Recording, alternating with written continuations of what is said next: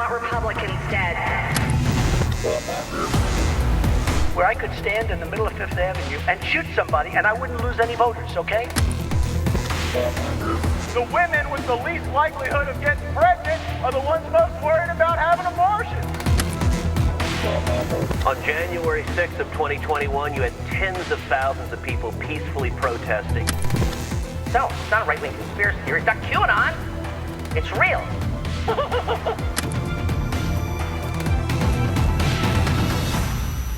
Hi folks, I'm Rick Wilson, and welcome to The Enemies List. My guest today is Frank Bruni.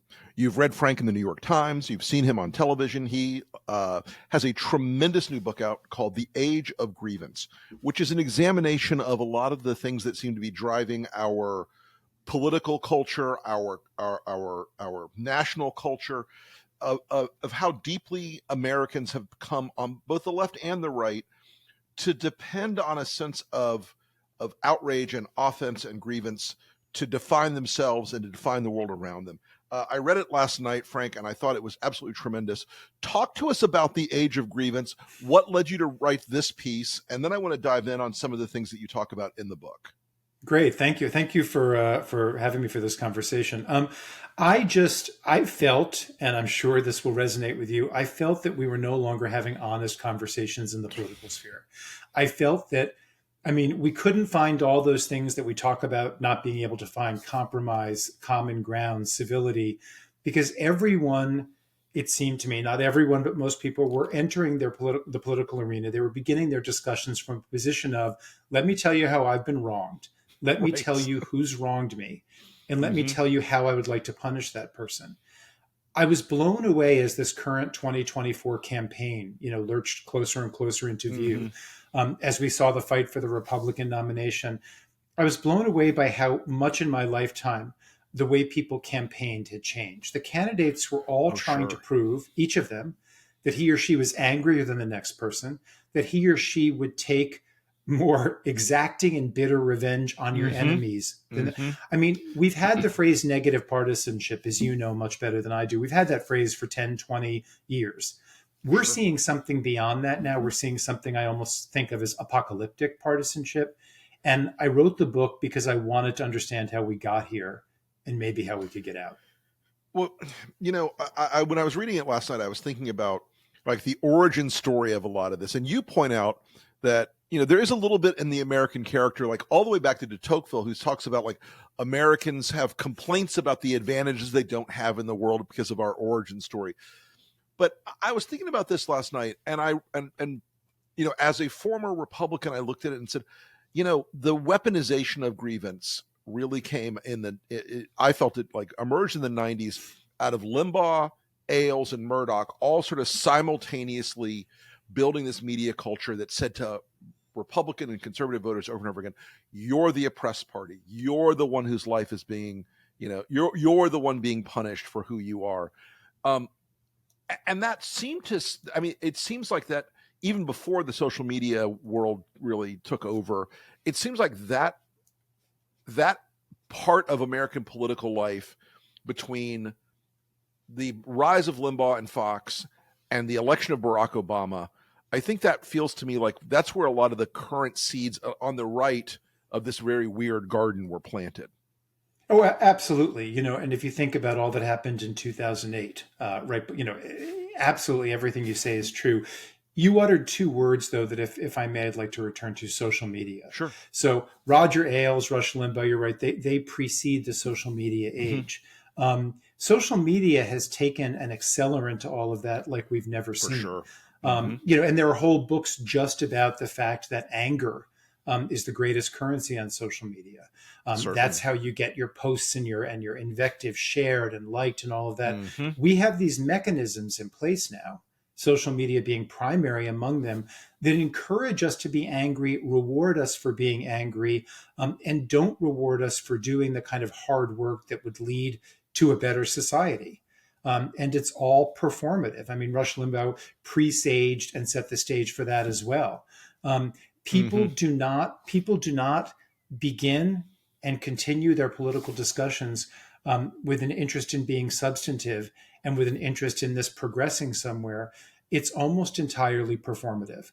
And we're digging our civic grave with that. I can remember times when the Republicans and Democrats were divided, they would argue over like the marginal tax rate. Is it going to be 38.2 or 36.1? There were these things where we fought over ideas and policies and questions like how many divisions are we going to deploy to Europe in NATO or things like that. And now it has become it feels so trivialized now. It feels more personal, but more trivial at the same time. We don't seem to have the capacity now to have meaningful discussions where we get parties around a table and say, okay, here's crisis X we have to solve, whether it is climate or something economic or some foreign policy question or anything. It doesn't feel like either side. I mean, I'm being an equal opportunity judgy here. Mm-hmm. But it doesn't seem like either side wants to come to the table most of the time with anything that would make them walk away from the predicate that they have, that they're the oppressed one. Yeah, this is a tough thing to talk about because, as you just kind of talked about, both sidesism or whatever. Mm-hmm. This is a tough thing to talk about because while I don't think the grievances are equivalent on the right and the left, I mean, there's no equivalence here. We have the political violence that we've seen and that we should be most worried about is a phenomenon of the right, not the left, 100%. Disproportionately. There is a disregard for truth on the right that far outpaces any disregard for truth on the left. But the reason I said this is tough to talk about is on both sides, we see the same impediment to honest conversation, which is they enter the sorts of talks you just mentioned. And their first priority isn't how do we find a solution? It's how do I get the political advantage here? How do I embarrass the other side and exalt my own? And that's not a question that leads you to solving a problem. Everyone also comes with these predetermined agendas, these predetermined lenses, these brands in the modern parlance, right? That they layer onto any set of events. So something happens, and if my brand is that the world is irredeemably sexist, I look at what happened for the evidence of that, even if that's not the main storyline. If my brand, conversely, is anti-establishment, anti-elite, government is corrupt, I layer that lens onto any set of circumstances so that I can come back to my predetermined conclusion. How do we ever solve any problems if people are engaging with each other in that fundamentally intellectually dishonest way? I think that's a really important point, Frank, that we have this brand first, me first. I call it the hamster wheel. And I do see this operate on, again, I'm not a both sides guy. I try not to be. But I see a lot of people in the political process who say, okay, I found an issue that either offends me or offends my people. I'm going to throw gas on that fire. I'm going to talk about how the other side is trying to silence me. I do think it's more stark and dishonest on the right as it is constituted today.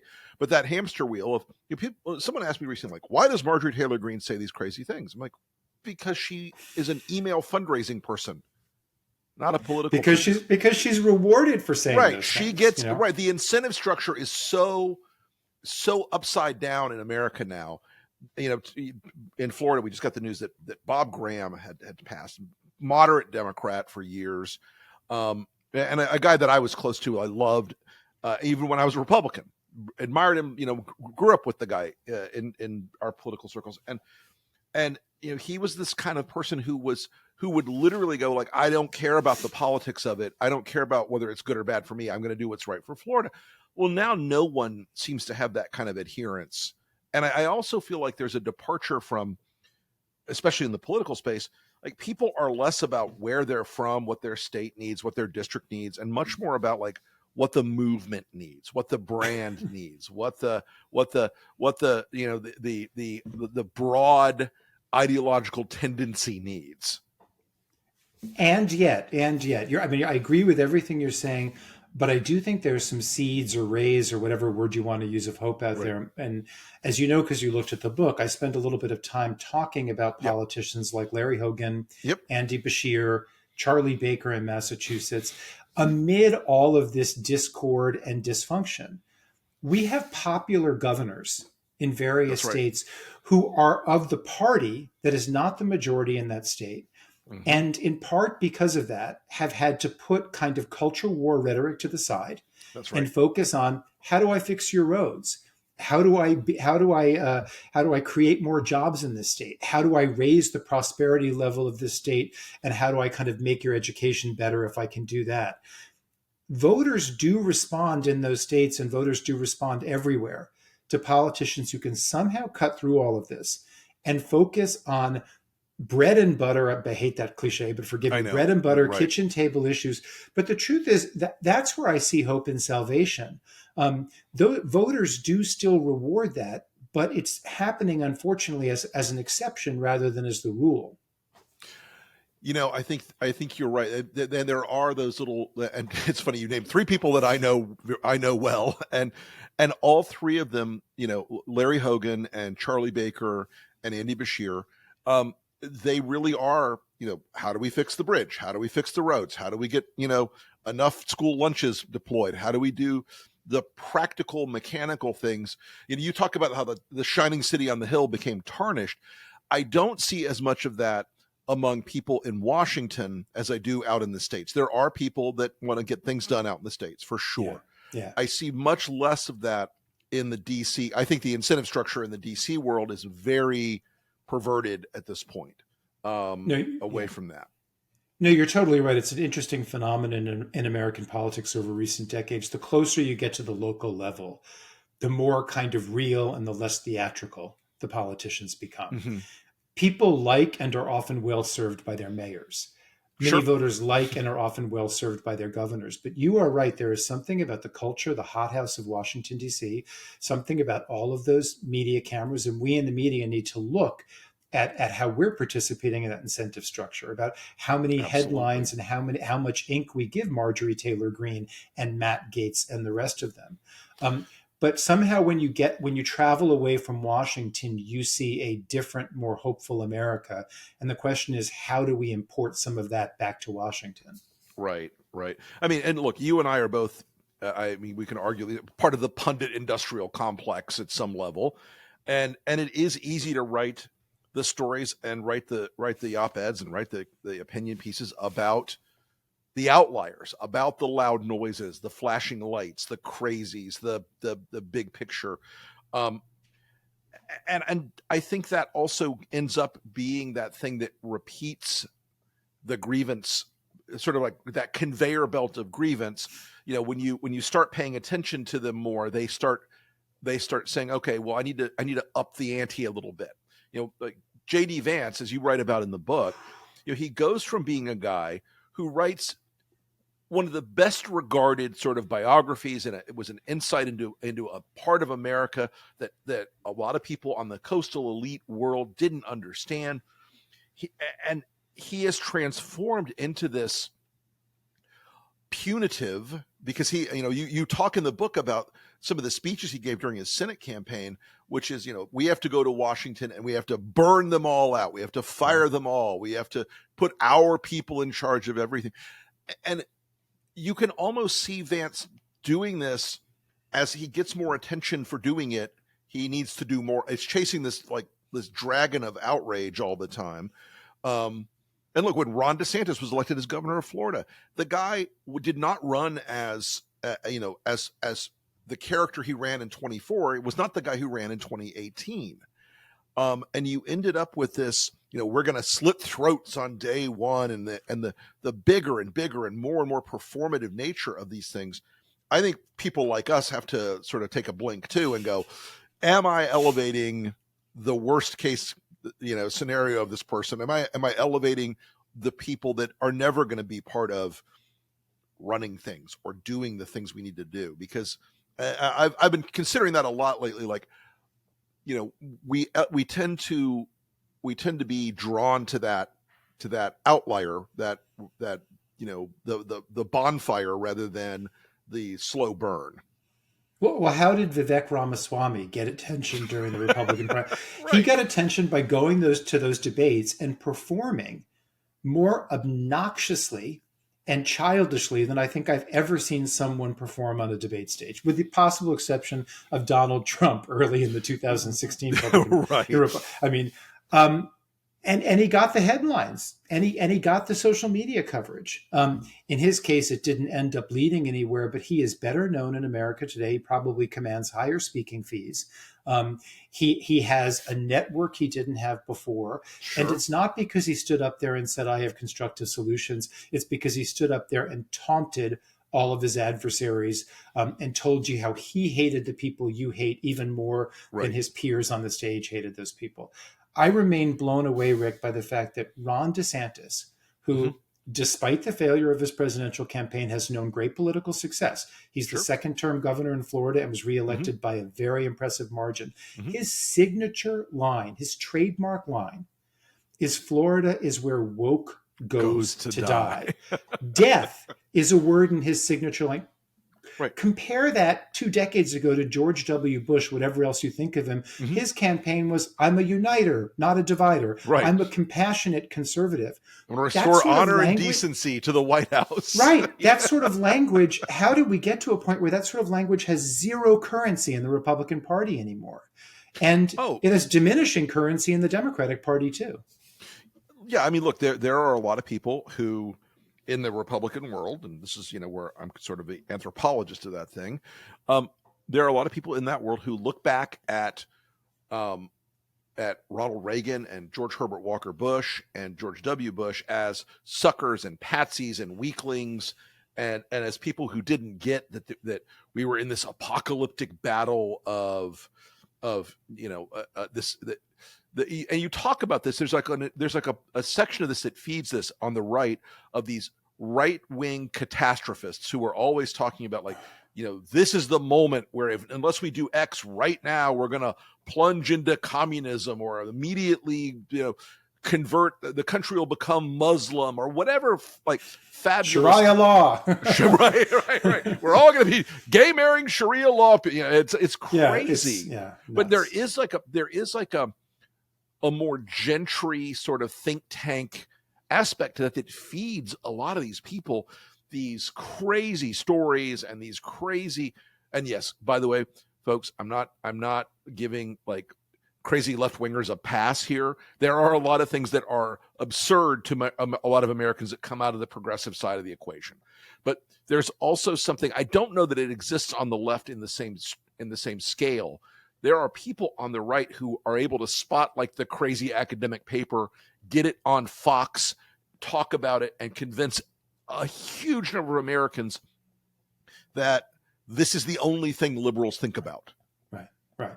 Are some of the issues that they bring up in terms of wokeism, are some of those issues legitimate ones that we need to discuss? Absolutely. Sure. But they would have you believe that the entire Democratic Party is in a seizure of wokeness. And that's not true. I mean, Joe Biden was elected over much more progressive woke adversaries, right? There's a reason for that. The Democratic Party has not been overtaken entirely by wokeism.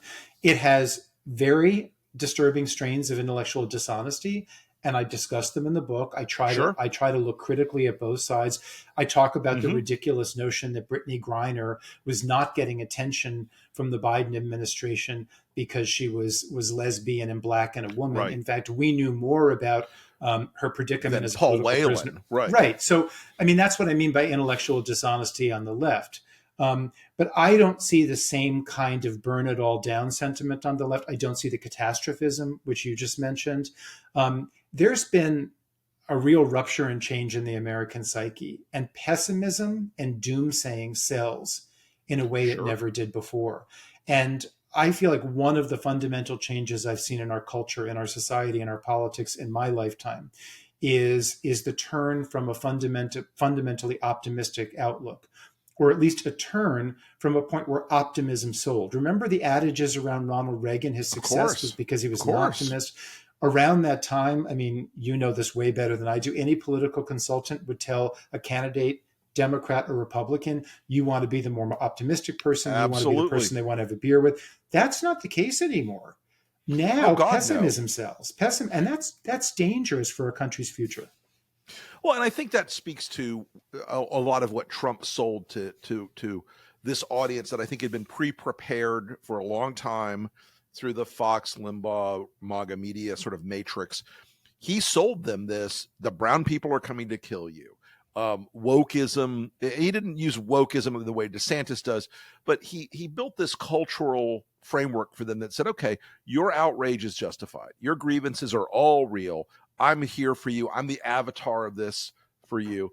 And I think because he was sort of he was a known quantity in celebrity world, he was sort of a figure that people had a distorted but tangible in their minds image of what he was. He's a billionaire.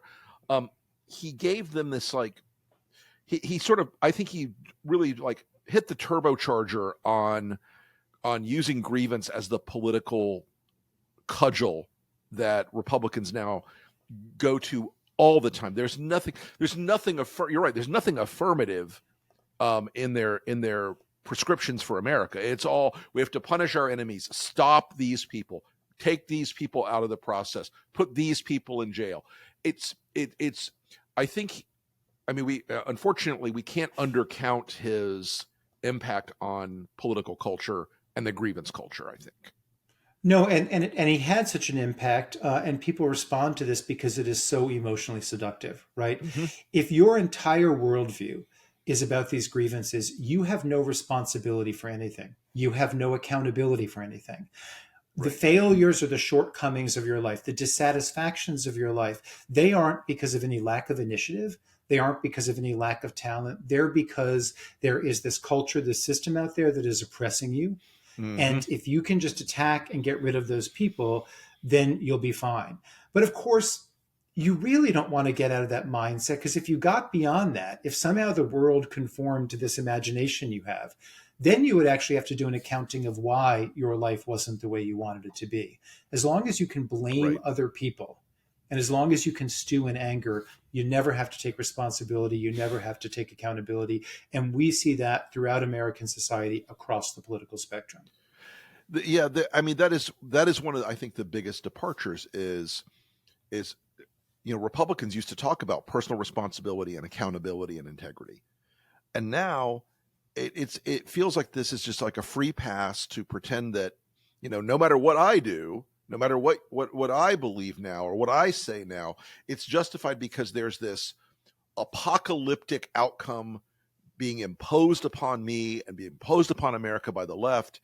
And it seems like they want to justify any outrage they feel, and then any behavior after that, whether it's January 6th or anything else, by saying, the dear leader has told me this, I see this, I feel this, I see this on my news that I watch in my silo every day. And it just feels like there's a permission structure there for increasingly bad behavior. You just said some really crucial words, which is, I see this on my news, right? Right. That kind of statement you couldn't have uttered 20 years ago. Nope. And social media is part of it, but it's an emblem and a component. It's not the whole thing. In our lifetimes, Rick, we have seen a change from when I was growing up. You had 4 news options at night if you were watching TV. You had ABC, CBS, NBC, and PBS, right? That was it. That was not a perfect world at all. There were huge problems with that. Absolutely. But now you have, now all of life is a choose your own news, choose your own information adventure. And I mean, this was so vividly illustrated by the decisions that Fox News made that led to its $787.5 million settlement with Dominion Voting Systems. Right. As we know from their emails, as we know from their internal texts, they knew that this garbage about the voting machines changing votes, being rigged or being corrupted or having gremlins inside them, they knew it was bunk. And they kept putting it on because they said, if we don't give our viewers this bump, they'll just go elsewhere. They'll walk away. They'll just go elsewhere. We live in a world where I can decide what the truth is without any evidence for it. And I can go online, or I can spin the cable dial, or whatever the right verbs are for changing cable channels. And I can find someone who validates for me, who affirms for me that the truth I want is the truth. And I can shut everything else out. That is such an overwhelming obstacle to civil conversations and to any sort of common ground. I think, and I think that there is a sense also in that civic common ground is now viewed by a lot of people as a net negative. I mean, this idea on the left and the right of triumphalism and catastrophism being hand in hand, of we're in the final battle, we must defeat the enemy. Where we go back, where Lincoln, he said, we must not be enemies. Though passions may have strained us, we must remain brothers. All that sort of departure, I feel like the grievance culture will lead us into something unless we check it by very conscious effort. I think in the years to come. The grievance culture tells us that compromise, that common ground, that centrism are failures of conviction. They're the province of weaklings. Actually, no, they're strategies for living. They're strategies for governing. Correct. They're strategies for taking a diverse country, diverse in so many ways, including ideologically, and making it work. And we are so privileged to be living in this country and at this moment in time, right? But this is, at our peril, we forget that this is a unique experiment. Nowhere in the history of the world have we seen a nation attempt democracy on this scale with this kind of diversity. Sure. And it's a very, very fragile thing, as we're seeing right now. And one of the things that's one of the things that concerns me most, and one of the reasons I wanted to write about it. I don't think we appreciate its fragility, and I certainly don't think we adjust for its fragility and act in the ways that will guarantee our future. What was the most surprising thing you learned writing this book? I like to ask people that question because I feel like we know it's bad. And I sort of, when I was reading it last night, I was like, I wonder when he started this, if he knew it was going to be as bad as it is, the division and the sort of negative incentives. What was the thing that surprised you most about writing this book? I'm going to give a sort of sideways answer to that, or probably an answer you weren't expecting. I was fascinated before I wrote the book about this turn toward pessimism in the country. And as you know, I devoted a whole chapter to it. And I was kind of most excited to write that chapter because I am so fascinated by that. Although I already had convictions about how pessimistic we'd become and what the markers of that were, when I really kind of studied and focused on it, I was blown away because the dimensions, the magnitude of our pessimism and the manifestations of it are far beyond what I realized. And there's a section in that chapter about the entertainment we consume and how much it's changed. I found myself going down this rabbit hole. Do you realize how much time Americans spend watching zombies? Zombies here, zombies there, zombies everywhere. And I realized I loved your description of AMC as now a zombie delivery network. It's but that's meaningful. You don't end up with that many zombies and it means nothing. Right. I was most intrigued, kind of most fascinated in a geeky way, with how our entertainment has changed and come to reflect all the things you and I are talking about. It is phenomenal. It is disturbing in the extreme that Squid Game is the most watched thing Netflix has ever streamed. Yep. Have you seen Squid Game? Oh, I have. I mean, that's a violent dystopia like has never been imagined. And the fact that speaks so powerfully to 20-somethings and 30-somethings and teens, that's who was watching it. That is a huge, huge alarm for all of us. I think that is a fascinating insight sometimes the culture tells us things upstream of the politics rather than downstream of the politics. So exactly. Yeah. Well, folks, the book is The Age of Grievance by Frank Bruni. It is tremendous. I really recommend it. When does it come out, Frank? It comes out April 30th. Outstanding. Well, folks, check it out where all fine books are sold. Frank, thank you so much for coming on the show today. Really appreciate your time, and it's a great book, and I look forward to talking to you again soon. I enjoyed talking to you, Rick. Thanks so much. Thanks.